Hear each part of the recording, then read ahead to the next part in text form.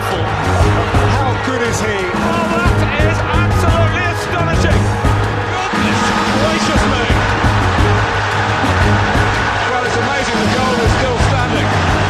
It's a fairy tale. Hey, and welcome to our World Cup knockout stages show. The group stages just wrapped up, so we're going to dive into the knockout stages. It was an entertaining group stage. We lost a lot of money. Thank God we weren't giving out our picks and had busy with Thanksgiving, but we started to get a little better there towards the end. I think things started to break for us, but nonetheless, we're on to the knockout stages. But let's first break down these groups. Group A, Netherlands and Senegal go through, but honestly, I think the most entertaining team in this tournament had to be Ecuador. They couldn't quite get it done in that last match versus Senegal. It's a shame Ecuador didn't make it through because I was really, really entertained with how they played. But nonetheless, Netherlands and Senegal get through here. Senegal really, even without Mane, I thought really, really played well. And I don't really know what to say. Netherlands played well. They seemed to get the job done. Very workmanlike. The one things we did win, Gakpo has turned into a star in this tournament, which, that's big for them because they do need help up front. Memphis finally, got the start the last game, so maybe up front they can start to get a little goals. But what did you make here of Group A? Yeah, it kind of went the way I thought it was going to go. I was pleased to see Senegal still came to compete even without Mane. But yeah, Netherlands getting it done. It really all swung on that first game where they kind of broke the tie there and right at the very end and got that win. They needed that because it came down really close between Senegal and Ecuador there. But yeah. Sad to see Ecuador not make it. They were one of them and Senegal are two of my favorites to watch. They really good soccer, including the match versus each other was probably one of the most entertaining of the whole tournament. Yeah, but Netherlands move on. They remain one of my favorites. Yeah, Qatar did not bring in the home field advantage. No. Basically, we're routed from start to finish versus everybody. Worst performance by a host team, I believe. Yes, I guess you could see that coming. I was a little shocked they were this bad because they had played in a couple, other international tournaments. I wouldn't say fared well, but got to the semifinals of the Gold Cup. Now that, being said, those were sort of C and B level teams of both Mexico and Costa Rica and the USA. They weren't the A level players, so you look at that. Maybe you could sort of see it coming, but nonetheless, Netherlands, Senegal go on. Both teams, I think, have a pretty bright future in this knockout stage. They can hang with pretty much all these teams, I think, both of them, as long as health sort of keeps them on their side. Future-wise, you hit this one perfect. You had group straight forecast, Netherlands and Senegal, plus 185. I did not. I had group winner Senegal. Just missed that on the points 7-6 here, but Senegal really played well. And then elimination Qatar, round of 16. Now that was a bit of a long shot bet because most host nations make it through, but I think that one got the cross off after watching the first 45 minutes versus Ecuador. I knew this team was not long for this tournament. But let's move to Group B. America. USA. Makes it through. I wouldn't call it pretty. 2 total goals through the group stages, but when you go through, I guess you can't complain. England, I guess you can say they played well. They got the job done versus Iran and Wales. I didn't think they looked great. They sort of went to the England that I'm used to seeing, where they are defensive and can't go forward and can't score goals. But they took advantage of Iran, who just didn't seem ready to play in that first game. I would have been really, really interested if it sort of had flipped and like England was playing Iran in that last game when Iran sort of found their rhythm and were playing much, much better. Wales just wasn't good enough, and you sort of saw the end of the era there when they had to sub out Aaron Ramsey and Gareth Bale, and the Wales run is over. They got some young guys. Maybe they can continue to compete, plus the expanding World Cup and stuff like that. Maybe they stay in there, but they really weren't. Other than a second half versus the United States, they were pretty poor. But what'd you make of Group B here? Yeah, another one that went kind of the way I thought it was going to be. Wales did at least make the group interesting by getting that draw against the U.S. I think, that made it a little tougher on the U.S. Yes. They needed that win there. That probably should have been a U.S. win. And Iran was really this close to moving on, because we talked about it. They just needed the draw against the U.S. And after that first goal, and Pulisic had to come out, I didn't see the U.S. getting another goal there. So Iran had many opportunities. If they equalized that up, I think Iran was be the team moving forward. I think I sent you the text. Prepare for heartbreak, because there's a goal coming in the 88th minute, and we aren't going to have time to try to get one back. But, we've both kind of been crapping on England, but they did what they had to do. They beat the bad teams, got the points, and took care of the group. Even the draw against the U.S., while that was a disappointment, they still dominated this group. I think that's just the thing with England. Maybe you just expect more. But and they. In 20 years, when we go back and look, it's going to have 9 goals, 2 goals against, 7 points. You'll be like, what do you mean they didn't look all that great in the group stage? But it's just sort of the way it breaks. England through, United States through. You hit this one, England and USA. Even money on that future. I almost hit the Iran to qualify. Just missed that one, but nonetheless. United States and England get through. Now we got an interesting one. This group was all over the map. Group C, it started off crazy with Argentina and Saudi Arabia. Saudi Arabia upsetting Argentina. I had sort of mentioned on our future show that Saudi Arabia is a little bit more lively than a lot of the Middle Eastern teams. And if you sort of take them lightly, they can sort of put goals on you. And then Poland and Mexico opened up with I don't even know what to call a very feeble 0-0 draw. Great save. Lewandowski, couldn't get a goal there, or it would have probably been a much easier ride for Poland. But it basically was coming down into extra time to yellow cards and whether Mexico could get a goal there. And they couldn't quite get a goal, opened up. They, had their whole team forward. Saudi Arabia got a cheap one there at the end. I guess this sort of went as you'd expect, but it certainly, by, I think, the 60th minute in the Argentina-Mexico game, when it was 0-0, I'm not sure there would have been a lot of bets for Argentina to win the group here, but what'd you make of Group C here? Yeah, this was probably one of the most exciting groups of this stage. Saudi Arabia had everyone believing, and really they came down to that last game as well for them. If they could have converted some of their chances in that Poland matchup, that's really the game. Mexico came out and played in the Mexico-Saudi Arabia game. It was the first time I'd seen Mexico play well, but Saudi Arabia really dominated that Poland game, gave up 2 cheesy chances there right at the sort of tail end of the game. Poland ends up winning 2-0, but Saudi Arabia could have walked if they had just sort of converted those chances in that Poland game. But end up finished last the group. You get Poland to go through. You had Poland to qualify. I was a little bit more dubious. It wasn't quite the fashion I thought they would qualify in, but I don't think anyone can have watched Poland played and been like, wow, that team's really going to go far. Basically a total waste of probably the best striker in the world right now, but nonetheless, really disappointing with Mexico, but honestly, I don't know how disappointed you can be with Mexico, because it's been 3 years of play where they've struggled scoring goals. Like I said, that Saudi Arabia game was the first time they looked like a Mexican team of old.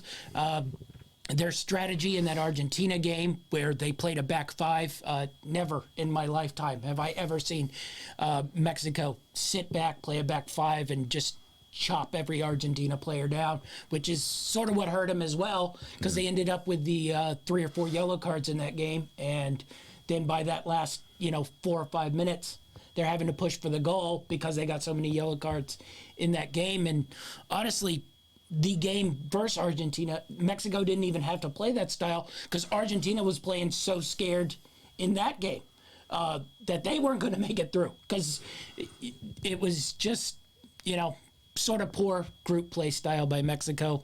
But it's sort of been building and coming. Yeah. So, but honestly, Poland hadn't looked great, and Saudi Arabia probably looked the best, but couldn't get through. Argentina, I guess it's a little like England. You probably watched the group stage and are a little like, can they really make a World Cup run? But then you look at it, 6 points, 5 goals, 2 against, and number 1 in the group. So I guess you really can't complain too much. No, they really played well outside of that Saudi Arabia match. Other guys stepped up. Messi struggled with a couple penalty kicks, but other than that, Argentina did what they were supposed to, other than dropping that one weird one to open the group play. Yeah, after Messi got that goal in the Mexico game, it looked like Argentina.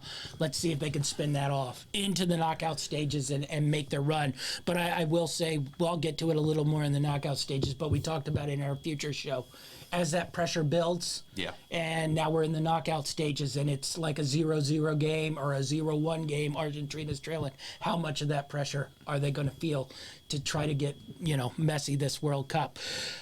Group D, when exactly, as we thought? I don't know if anyone has informed the Danes that the World Cup has started, but it's a little late now. France goes through pretty easy, no sweat, 2 pretty breezy first 2 games, and then the last game they sort of just took it lightly. Australia, more power to them. 2 wins, got that early goal in the Tunisia game, held on, and I don't know how to explain the Denmark game, but Denmark just really did not come to play this whole tournament. Even set up for them where they played Tunisia at the start, got the cheap draw, 1 point. France game meaningless. And then all you have to do is beat Australia and you go through. Yeah. They didn't even really have to beat Australia. They could have drawn with Australia and still sort of managed enough points there. I don't know what happened to Denmark. After that semifinals Euro run, just no goals. And honestly, it didn't even seem like they were interested in really pushing for scoring. In that Australia-Denmark game, it was very, very late before they started pushing guys forward. So how do you explain Group D? You aren't all that used to watching World Cup, but I think Australia going through kind of a monkey wrench into the knockout stages. I think if you had asked Tunisia going into this group stage if you could get a win against France and a draw against Denmark, I think they'd take that every time. I know. But somehow not manage to advance is interesting for sure. But yeah, Denmark shocked. Yeah, I guess it's that there was one game where they scored a goal late. It looked like they had turned things around, and then the next game they just kind of went back to the slow just play. I had a big play on them coming back and taking care of business against Australia, and nothing. Yeah, didn't barely even show up for that game. So I was really disappointed. They blew a big parlay that I had. So really bummed about Denmark. Yeah, it was disappointing to say the least about Denmark. I lost a couple futures on that one. I had Denmark group winner, which I thought was going to be good, but they never showed up. Elimination in the quarterfinals, couldn't even get out of the group. Really disappointing for Denmark. Now we move to really. This is where you made all your money. This is where the only place I made money, mostly because of my love of Japan. But I also lost some money because I had a lot on Germany futures as well, and they really just crapped out. It started with that first game versus Japan. We talked about it in our futures. That was a tricky spot to open versus Japan. They got up 1-0, but couldn't handle the sort of just blitz counterattack of Japan in that second half. Yeah. And then they had to go play Spain. That's where the group stage did not set up match-wise for them very well, because, the best they could do was manage that draw out of Spain, and then you're trying to chase goals in that Costa Rica game. Honestly, their defense didn't show up at any point, giving Costa Rica 2 goals and trailing 2-1 at one point in that game. They just weren't there. I thought Hansi Flick didn't manage his team right. He wouldn't go with the striker who's, tied for the goal lead in the Bundesliga right now, just because, he has been a Division II Bundesliga guy for, most of his career, but he's been hot now. Yeah. And he was hot in the tournament. He played 50 minutes. He scored 2 goals. Germany scored 4 goals with him in, 2 goals with him out. You played Thomas Müller up front. You played Serge Gnabry up front. None of those guys are up front guys. They're wingers. Müller plays better, behind a striker, and they just wouldn't put the striker in the game. And I think it cost them. But, Spain, hard to read here because, they just got that 7-0 blowout versus Costa Rica. Really, that's what got them in. And that's what got them in because they played pretty well versus Germany, but 1-1 draw, and then, they did their thing that I joked with you. They made 10,000 passes, held the ball, they scored 1 goal. Japan scored 2 goals, game over. So it's a little hard to read this Spain team, but I will say, they have fully just gone to their young guys. I mean, Busquets and a couple of the others are mixed in there, but they've been much more willing than somebody like Germany to sort of, pull, and just go full young guys. But what'd you make of this Group E and Japan winning? Yeah, you've made me into a lover of this Japan team. I think they set the record for winning a game with the least amount of time of possession against Spain in that last one. But just really bummed by Germany. I had a couple futures on them. I had them going a long way. I had a one bet on them to win the cup. Yes. That's long gone. But yeah, really Spain kind of set the pace there by getting that huge goal differential, which really proved to be the difference between them and Germany. And Japan, I don't know how much time did they actually lead in any of these games. They won 2 games and I think led for like 10 minutes in both of those games. So played really well, and interested to see how they'll go moving forward. Well, interesting matchup in the knockout stages for sure. You mentioned it. You had Germany win group. That did not occur. Germany to win cup. That did not occur. I also had Germany to win the cup. That did not occur, but I did have Japan to win the group. That was a 17-1 winner, and I had qualified Japan. That was plus 320. So 20-1 odds on that one. Elimination Spain, group stage, plus 550. Didn't quite get that one, but, Germany scored a couple more goals. I might have snuck that one through as well. But nonetheless, entertaining group. I'll be curious to see how Japan and Spain fare in the knockout stages. It's sort of complete opposite. Japan so ruthless on the attack when they get that turnover in offensive territory. Spain complete opposite. Yeah. Not really ruthless, but can basically keep the ball from you. For just minutes and minutes on end. So we'll see if they can find ways to score enough goals in that one, and then Japan see if they can create enough opportunities to get a goal. Next up, Group F, another one, but I think I was a little bit more keyed in on this one. I thought Belgium and Croatia both. One of those would not live up to the hype. Croatia, the midfield that never ages, just did their sort of wily thing and navigated their way through the group pretty easily. I guess those last closing minutes versus Belgium, but I never really feared all that much. Belgium, start to finish, basically was bad throughout. They got that opening win versus Canada, but that was possibly the most undeserved victory I've ever seen. Canada dominated for 90-plus minutes, which sort of ruined all my Canada bets because, playing that game right off the bat, somehow dominating, losing, and then having to play Croatia next was not a beneficial scenario. But nonetheless, Croatia goes through. The surprise, I guess you'd say, Morocco. Though you look at their roster, they're pretty deep. And honestly, if you looked at Morocco and Belgium's roster right now, I think you'd probably say Morocco probably has more talent. Belgium has more names, but Morocco has players who are playing better right now than Belgium. So what did you make of Group F? They were the bottom of the group, but I thought Canada was the most interesting. Yeah. I mean, the other teams, moved forward and took care of business, but it wasn't that exciting. Yeah. This Canada team, I was really impressed watching them, and I was really disappointed, honestly, that they didn't get to move forward, especially after that first game, where they were clearly the better team and just missed out. Had they got that game, this whole group could have gone it would have flipped everything because they could have just bypassed that Croatia game and loaded up for Morocco. Belgium out early. Belgium hung around because they got that 3 points from that Canada game that they totally didn't deserve. So it was just one of those things. But what do you make of Morocco here? Do you think they can? It's sort of weird. They look really good at times, and then you just see vulnerabilities there too. I don't really see anybody. I honestly like Croatia a little better than Morocco, but I don't see either of these two teams making it very far. They both could lose in the knockout stage first round. I think so. Right. The ones that finished up today. Group G, Brazil goes through, and Switzerland makes it through. Everybody's fun dark horse Serbia was.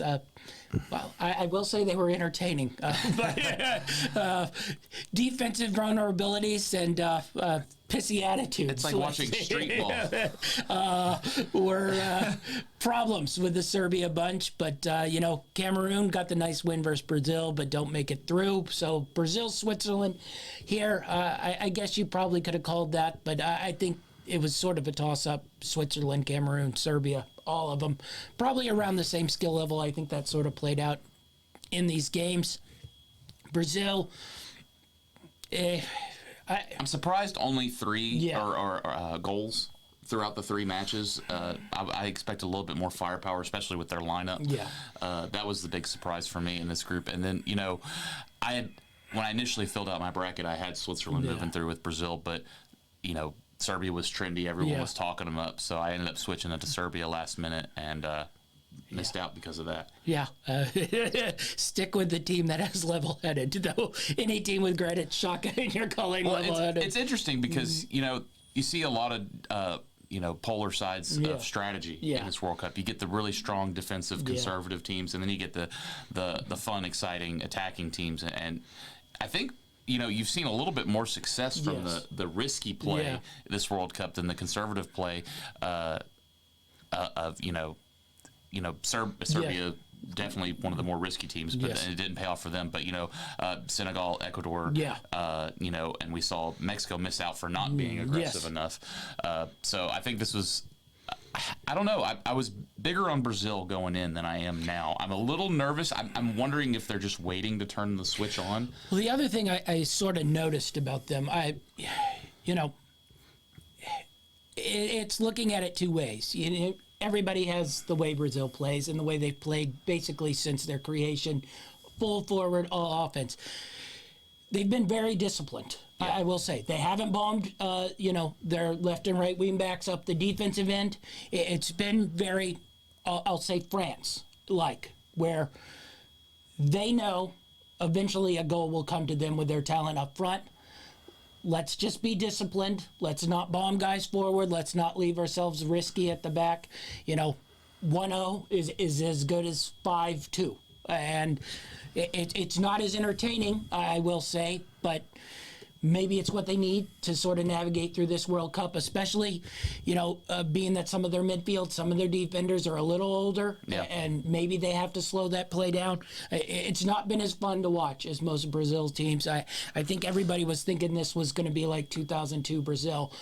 They haven't looked like that, but, if they win every game 1-0, 2-0, nobody's going to care what it looked like there at the end. They'll just say Brazil was great. So I think that's where it gets in, because everybody wants that Brazil with, 6, 7, 8 guys up front playing around, scoring goals. And it's been, TT has them just disciplined, sitting there, not letting many goals other than the, one there at the tail end in injury time today versus Cameroon. So it's not a Brazil I'm used to seeing, but it might be what they need to do to navigate through this tournament here. It not as fun, but no one cares if you win. And then this last one, Portugal goes through. Maybe I was a little wrong. I'm going to admit I still do not enjoy watching them play football, but they played solid football, especially the two. And then, I really enjoyed watching Ghana. It's a shame they didn't sort of make it through.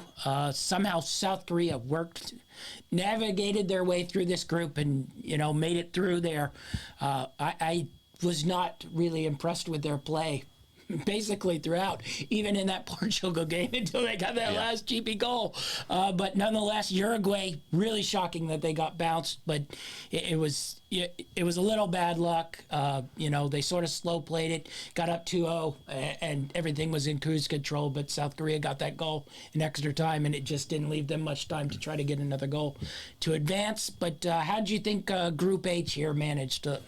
Yeah, I think it went pretty straightforward. I was a little disappointed Uruguay didn't make it through because they've got a really solid team, but Portugal. One thing I noticed with them, and I think it's going to be their downfall here soon, is that team is run by Cristiano Ronaldo, and I think they've got some good talented pieces on that team. But I watched that second half against South Korea. All they were doing was sending crosses to Ronaldo. That was their whole offense. It was almost like he was demanding all the attempts, and that being that narrow-minded could hurt them. Yeah, that's great when you're 28 and can plug in 50 goals. It's not as great when you're 38 and the only thing you can do is stand on the penalty spot and dive in for a header. But that's how they play. It's gotten them this far, but I'm very curious how it'll sort of manage through them in the knockout stages. So we'll see how that goes. We're going to break down the knockout stages. We got a couple bets, here, but, this stuff all might change as it comes. Odds move, players in and out of the lineup, but, sort of first look, knockout stage. Looking in, USA kicking things off with the Netherlands. This is an interesting matchup, probably because it's a little bit different Netherlands team. I think this is one of those Netherlands teams in the past that are open and score goals. I probably push Netherlands through right off the bat, but Netherlands has also struggled to score goals like the U.S., but with Gakpo and Depay, if they're at full strength, I think Netherlands can work their way through, especially with Netherlands defense. I struggle to see how we're going to score. As entertaining as we've been and as great as we've been in the midfield, we cannot put the ball in the goal. It took Pulisic making a huge run to get that one. Well, and even if we do manage to get one across, as we've seen both matches, it was early, first half. This team seems to get fatigued and fall behind towards the close, and I think that's when the experience and talent of Netherlands will pay off. You mentioned, and I'm going to look at it tomorrow, but maybe getting the USA first half, Netherlands final result, that could be some good value there, because the U.S. has been coming out first half. They look like one of the best teams. I mean, they play really aggressive. Had plenty of attempts there, both against England and against Iran, but really just hang on at the ends of games. They weren't able to hang on against Wales. They barely hang on against Iran. I just don't know if they can produce enough goals. I think the Netherlands' bottom is probably 2 goals, and I think that's enough to get it done against the U.S. The other thing I look at is, USA didn't really play any team that's real aggressive in coming forward. Yeah. The only one that was even capable of that is England, and they seem to have no interest in doing that. But you saw it in the Wales matchup. You saw it towards the end of Iran. When those teams started to push forward, that's when we started to leak water. And I know everybody's going, oh, our defense has been great. And it has, but not many teams have pushed to see how great that defense is. Netherlands will be a little bit more front foot and push that defense a little more than anybody else. So that'll be something to be sort of looking towards. But like I said, that midfield has controlled things, but they've all fatigued, Musa was barely able to walk at the end of that Iran game. They've had to pull McKinney, twice here, and then they kept him on for that full time in England. I don't know how many minutes he got in his legs. Now, Tyler Adams, it's whatever that man is taking, he's been able to run for everybody on the whole team. But, Pulisic, health, and it's not like he's a master of fitness either up there. So, you probably got Brendan Aronson coming in, but there's not enough up front. Also, you should mention Weah's had to come out too. He's not been fully fit because he was coming off an injury. So even the guy who's been able to give us any sort of offense in Weah, it hasn't been fully fit and able to play 90 minutes. So I think Netherlands probably is a play here. I was stunned it was this low on the three-way at pretty much just straight level, even money at minus 110. So I'm leaning Netherlands here at minus 104, and then I got a correct score, Netherlands 2-1 at 8-1 on this one. Yeah, right now I think the smart play is Netherlands money line. There's probably some exact results and half results that you can play around with and see how to get some more bang for your buck. But I think the bulk of your money should just be on Netherlands to win. In the first 90 minutes, I think that's very doable for this Netherlands team. You mentioned it, the double play where USA first half, Netherlands game might be worth looking at. I also might look at a 0-0 first half as well because we struggle scoring. Netherlands has started slow in each game, even the game where Gakpo hit that laser early on. The rest of that half they didn't really play that well. Ecuador outplayed them that whole first half. Plus, and I think even the you've got Netherlands 2-1, but even Netherlands 1-0, Netherlands to 0. USA is going to struggle to put goals on this. If they win this game, it's going to be by 1 goal. Yeah, it's going to be it will be something if we can get 2 goals on this Netherlands defense. The next one up, you managed to take a bet in this one. I struggled to find a way, but Argentina, Australia. I don't know of a way to take the 3-way on this. You managed to take the spread. I don't even know really how to break this, game down. Argentina is heavily favored in this one. Yeah, I'd say Messi scores a goal in this one, but there's not going to be any value in that. The only thing I saw... If anything, they could probably rest Messi. Yeah. It's a little juice, but I took the Argentina minus 1.5, but this one should be over pretty quickly and should never be close. Yeah, you watched Australia play France. Yeah. Now, granted, France has looked better than Argentina so far in this tournament, but, I think similar result. They just don't have the players to sort of match up with what Argentina can throw out there. The same thing can be said for this next matchup as well. France versus Poland. I went and did the spread here minus 1.5 France. That's always risky with France because they're perfectly happy to get 1 goal and just sit there and be happy with it. And with the way Poland offense, I struggle to figure out how they're going to score in less. 2 goals in group play, I think. Yes, and those were, one was in the Saudi Arabia game. They got 1 good one, and then the Lewandowski goal was. It was interesting. Let's just say that. But I just. Spread would be the best I could go, but I understand if you don't want to touch it too because it's 115, and like I said, France will have no worry that Poland can score, especially after watching what they try to do up front. it's Lewandowski up there, and hope you do something amazing on 6 different defenders. Yeah, I've got the over 2.5 on this at -125. I think France could win this outright 3-0 or more, or we get a 2-1. Yeah. I think Poland may be able to scrap a goal, maybe if they can get the right timing to Lewandowski. When they decide to throw the ball forward at 90 plus 1 minute. But I think France is a much better team here and could easily win this by 3. Yeah, France can pretty much choose what they want to do here. This next one's a little more interesting. Yeah, we're both kind of thinking the same thing I'm here. intrigued by this one. England versus Senegal. I love the way Senegal has played in this tournament. They got the devastating news about Mane, but they have hit the ground running. And actually, they've been even a little bit more offensive than they usually are with Mane, because I think they know they need to find a way to get goals. So they've been a little bit more open while still being so disciplined at the back. And I'm curious here what England does. If we get front foot England, I think they can manage this. But if we get the England that sort of played the U.S. and just was happy, passing the ball back and forth between their center backs, I think Senegal can work their way in this game. And if this thing gets into 60th, 70th minute and it's 0-0, 1-1, something like that, I think this pressure just starts to build onto England.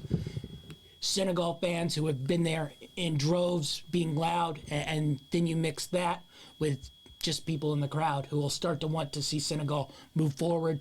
I think England will start to feel the weight. So I really like the number Senegal's getting here.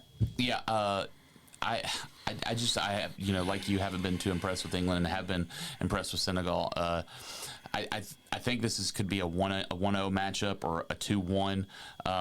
I've got Senegal on both teams to score plus 1,600. But I may look back at that, maybe 2-1 exact result is better value, because I don't know if Senegal can put together 3. But I think they've got a really good back half of their squad there that can keep England from putting too many points up. And then all it takes is one right timing strike against England to really put the pressure on England. They're going to feel pressure. I think they kind of crumbled under it a little bit in that USA match, even though it was a draw. But they never really put anything exciting up against our defense, and I think the Senegal defense is better. Well, the other thing to mention is this, with Sarr and a couple of those other guys up front who are really, really pacey. You saw how the U.S. pace gave England a lot of trouble. Now, they aren't quite as aggressive in the midfield, but they're all very good midfielders on Senegal. But those wings out there, really, really pacey, really dynamic. They could give England a back line. It probably depends how healthy Kyle Walker. He got a little bit of run in there, but that's also coaching decision. Do you want to put a sort of half-healthy Kyle Walker back there matched up against Sarr, where he's going to be running all day long, having the one-on-one, but he might be your overall best defender and best player. If you send Trippier back there, who's really, really solid, but somebody like Sarr is going to give him trouble. He's going to give Harry Maguire trouble, and that's where the back line gets a little rough. And if England comes out there and just doesn't have the inspiration to go forward, which we saw it in the World Cup previous in Russia. They managed their way through it, and they didn't really hit a team that pushed them hard. And then we saw it in the Euros, same sort of thing. They played, the Denmark team in the semis. We just saw what they were like going forward, And I'm just really, really curious if they're going to be able to handle Senegal's pace here, and we don't get a little bit of an electric game in this one. I'm really, really excited to watch England-Senegal on this one. Next one up, though, I should probably say my bets. I got Senegal to qualify plus 290 in this one, and then I got Senegal 1-0 win 12-1. I also looked at 0-0 at halftime for this one, exact score.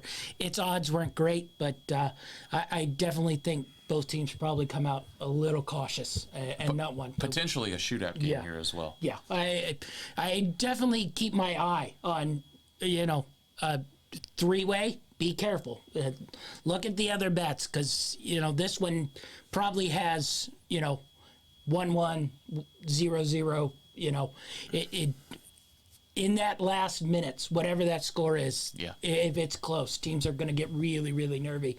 And England will set up shop, and Senegal already wants to, set up and block. And if it's 1-1, they'll be more than happy to take this thing to penalty kicks and see who comes out ahead, especially since I think Senegal probably has a better goalie here. And they won the African Cup of Nations, winning on penalty kicks. Now, granted, Mane is not in that lineup, but they got numerous guys, and they probably have the better goalkeeper. So, if this thing's tied up towards the end, they're going to look for a tie and see if they can win in PKs. Next one, that's going to be really, really entertaining. Japan, Croatia.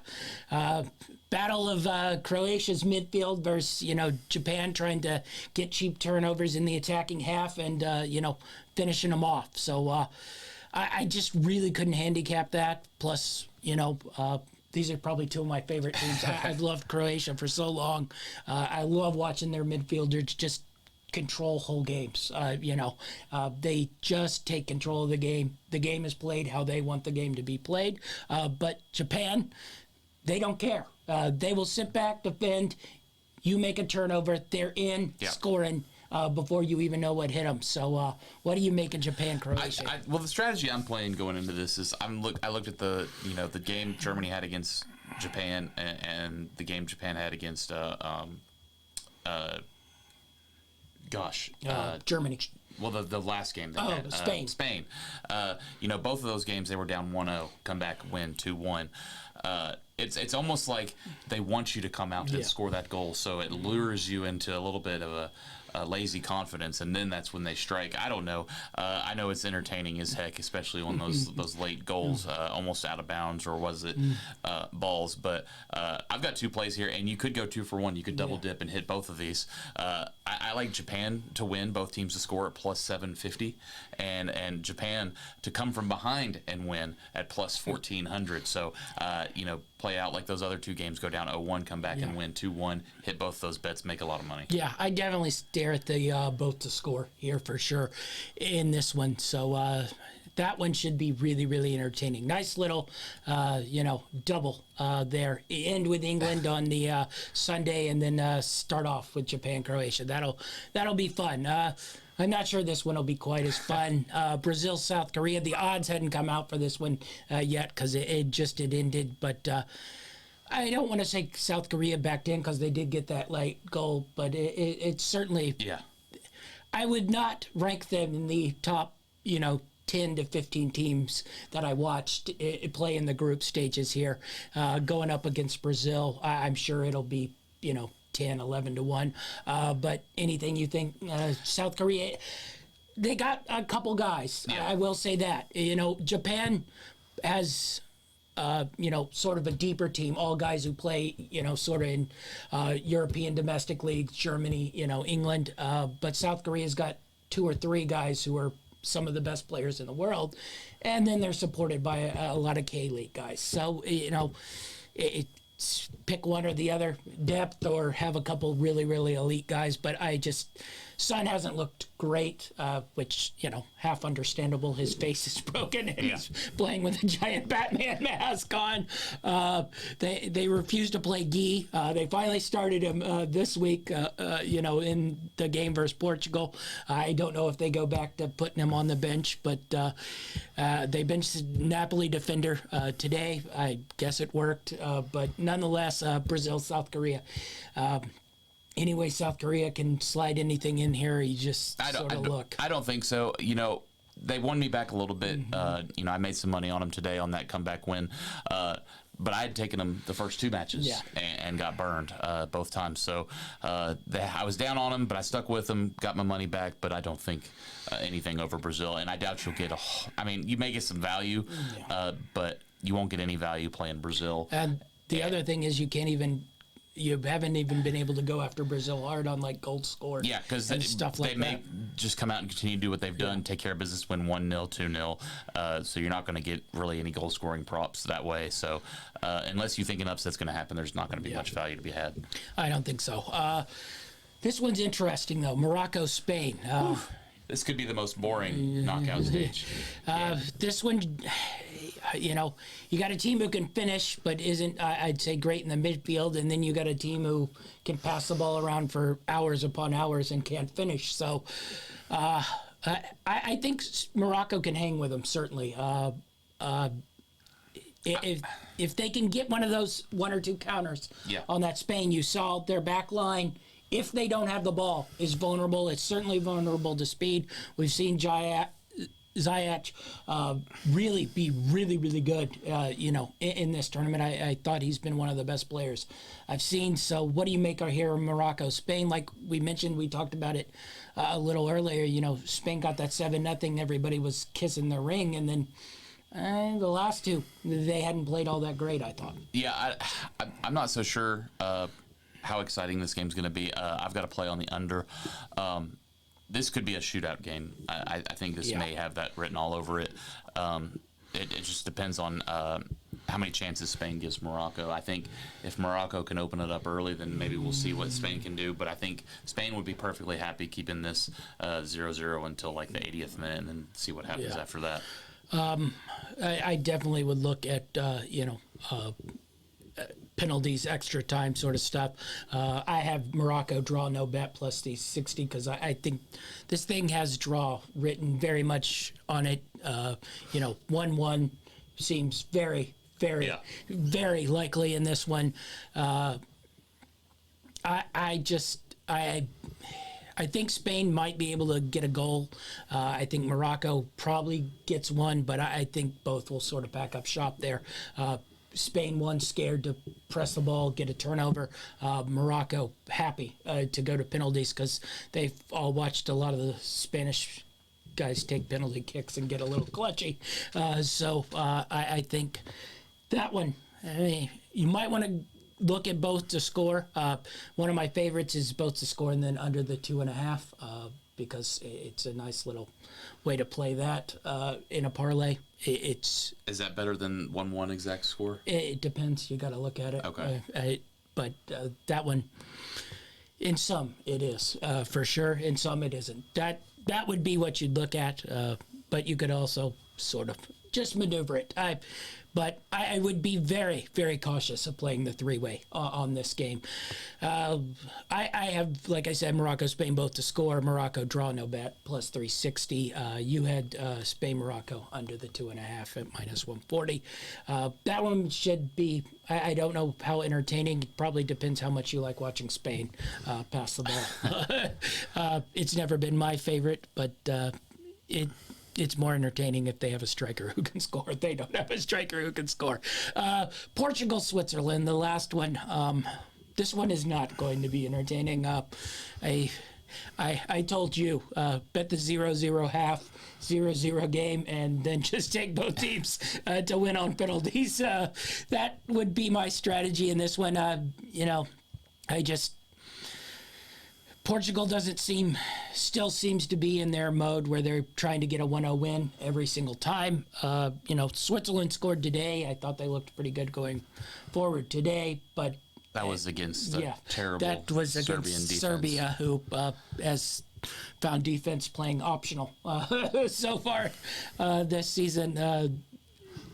I don't even know what to do in this game.